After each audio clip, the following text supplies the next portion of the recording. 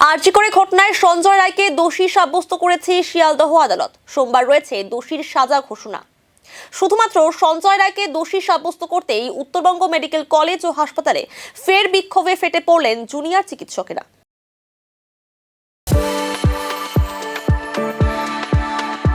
We are the dreamers, the achievers, and the leaders. Come, join us today.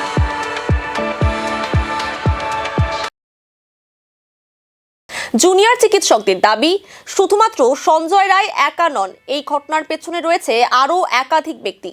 রাজ্য এবং কেন্দ্রের CBI হাতে হাত মিলিয়েছে। এই অভিযোগ তুলে প্রতিবাদে সামিল হন উত্তরবঙ্গ মেডিকেল কলেজের চিকিৎসক, জুনিয়র চিকিৎসক এবং পড়ুয়ারা। বিক্ষোভের পাশাপাশি বেশ কিছুক্ষণ পথ অবরোধ করেন তারা। এই বিষয়ে ডক্টর শাহরিয়ার আলম জানান, আজকে শিয়ালদা আদালতে যে রায় দেওয়া হয়েছে সেখানে শুধুমাত্র সঞ্জয় রায়কে শাস্তি দেওয়া হয়েছে, কিন্তু আমরা দেখেছি যে রিসেন্ট রিপোর্ট বেরিয়েছে, তাতে এটা জলের মতো পরিষ্কার যে এখানে একাধিকজন জড়িত। একাধিকজনের ডিএনএ পাওয়া গেছে অভয়ার শরীরে, এবং আমরা দেখেছি যে তার শরীরে যে খুন করা হয়েছে, তাকে যে কষ্ট দিয়ে মারা হয়েছে, সে যে স্ট্রাগল করেছে সেই এভিডেন্স আছে। অথচ সেমিনার রুমে 3D স্ক্যানে কোনো স্ট্রাগলের চিহ্ন পাওয়া যায়নি। তাহলে এটা পরিষ্কার যে অন্য জায়গায় খুন করে তাকে ওই ঘরে রাখা হয়েছে। তাহলে আমরা চাই যে শুধু সঞ্জয় রায় নয়, সঞ্জয় রায়ের সাথে সাথে আরও যারা জড়িত, রাঘব বোয়াল, এরকম সন্দীপ ঘোষ, অভিজিৎ মণ্ডলের মতো রাঘব বোয়ালদের আড়াল করার জন্য আজকে আমরা দেখছি কেন্দ্রের সিবিআই, রাজ্য প্রশাসন হাতে হাত মিলিয়েছে। তাহলে কেন্দ্র সরকার, রাজ্য সরকারের অশুভ আতাত, একে ভেঙে ফেলার জন্য আমরা আহ্বান করছি সমগ্র জনগণকে।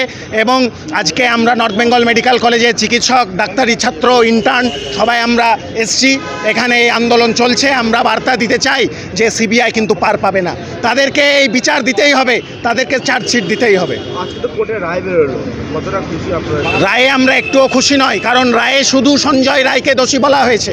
সঞ্জয় রায়ের ডিএনএ যেমন পাওয়া গেছে অভয়ার প্রাইভেট পার্টসে, সেরকম আরও 4 জনের ডিএনএ পাওয়া গেছে। তাহলে আমরা চাই যে এই খুনের কী মোটিভ ছিল, কিভাবে এতজনের ডিএনএ পাওয়া গেল, এগুলো সিবিআই এবং কোর্ট এগুলো পরিষ্কার করুক, জনগণকে এগুলোর এক্সপ্লানেশন দিক যে কিভাবে সেমিনার রুমে কোনো ধস্তাধস্তির চিহ্ন নেই অথচ অভয়ের শরীরে ধস্তাধস্তির চিহ্ন, এটা কিভাবে সম্ভব, এই খুনের মোটিভ কী ছিল, এগুলো কোর্ট এবং সিবিআই এগুলো জানাক, এগুলো আমাদের দাবি। এটা আমরা বলতে চাই যে অভয়ার খুনের জন্য ন্যায় বিচার চেয়ে যে আন্দোলন হয়েছে, সেখানে ডাক্তার এবং ডাক্তারি ছাত্রদের উপর প্রতিশোধমূলক অ্যাকশান নিতে চাইছে রাজ্য সরকার। তারা আশফাকুল্লাহ নাইয়ার বাড়িতে পুলিশে হানাদারি করেছে কোনো ওয়ারেন্ট ছাড়া। তারা মেদিনীপুর মেডিকেল কলেজে যে স্যালাইন যে কাণ্ড হয়েছে, দূষিত স্যালাইন চালানো হয়েছে, রিঙ্গার সিলেক্টেড, সেখানে 12 জনকে সাসপেন্ড করে দিল। এটা হচ্ছে জনগণকে ভুল বোঝানোর চেষ্টা, মূল জায়গা থেকে চোখ ফেরানোর চেষ্টা। আমরাও দেখেছি নর্থ বেঙ্গল মেডিকেল কলেজে স্যালাইন চালালে কাঁপুনি দিয়ে জ্বর আসছে। তাহলে কেন হচ্ছে? এই দূষিত স্যালাইনকে ব্যান করা হয়েছে, কর্ণাটক সরকার 6 মাস আগেই ব্যান করেছে। সেই দূষিত স্যালাইনের জন্য মৃত্যু হলো, আজকে মূল জায়গা থেকে নজর ঘোরানোর জন্য তা এইগুলো বলা হচ্ছে। সেখানে যদি চিকিৎসকদের গাফিলতি থাকে তাদের শাস্তি দিক, কিন্তু সে এটা এড়াতে পারে না যে সে স্যালাইন দুর্নীতিকাণ্ড করেছে, সে একটা ড্রাগ কার্টেল চালিয়েছে। সন্দীপ ঘোষের মতো লোক প্রিন্সিপালের পদে যাকে বসিয়েছে, এরকম ঘৃণ্য শয়তানদের সে তোয়াজ করেছে। তাহলে এর বিরুদ্ধে আমরা যে আন্দোলন চালাচ্ছি, সেই কেন্দ্র সরকার, রাজ্য সরকারের এই অশুভ আতাতের বিরুদ্ধে এই আন্দোলন চলছে।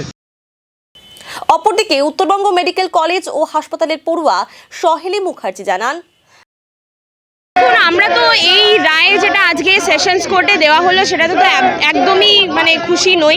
কারণ কি এখানে আমরা সেশনস কোর্টের রায়েতে দেখতেই পেলাম যে একমাত্র অভিযুক্ত সঞ্জয় রায় এবং তার সাজা ঘোষণা করা হবে আগামী সোমবার।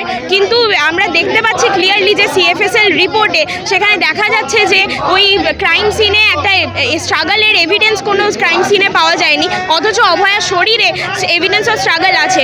এবং সেখানে সিএফএসএল রিপোর্টের অনুযায়ী 5 জনের ডিএনএ স্যাম্পল আছে, তার মধ্যে একটা যদি সঞ্জয় রায় হয়ও, সে যদি কালপ্রিট হয়ও, কিন্তু বাকি 4টে যেটা আনআইডেন্টিফাইড ডিএনএ স্যাম্পল সেটা কার, সেই উত্তর তো আমরা পাচ্ছি না। এবং আমরা ক্লিয়ারলি মনে করি যে এতগুলো ক্ষত, যে এতগুলো ইনজুরিজ একজনের পক্ষে ঘটানো কখনোই সম্ভব নয় সেই ছোট্ট একটা টাইম স্প্যানের মধ্যে। এবং এটা সায়েন্টিফিক্যালি প্রুভেন, আমরা তো সায়েন্সের স্টুডেন্ট, তাই আমরা মনে করি যে একাধিক অভিযুক্ত এটাতে জড়িত আছে।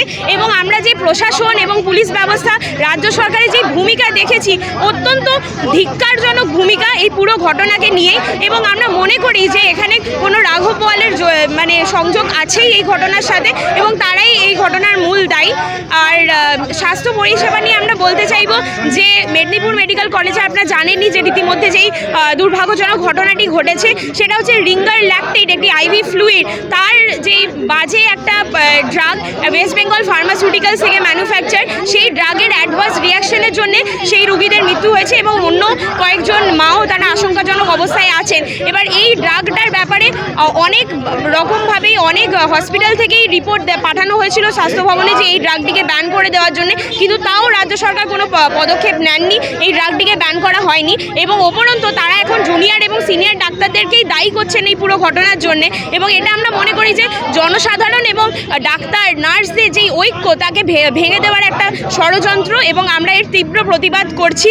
এরপরে আমরা আরও বৃহত্তর আন্দোলনের দিকে যাব এবং সিবিআইকে দ্রুত সাপ্লিমেন্টারি চার্জশিট দিয়ে যারা প্রকৃত অভিযুক্ত, যেরকম সন্দীপ ঘোষ এবং অভিজিৎ মণ্ডল, তাদেরকে জামিন দিয়ে দেওয়া হলো, তাদেরকে যেন এই পুনরায় এই শাস্তির আওতায় আনা হয়, এটাই আমাদের দাবি।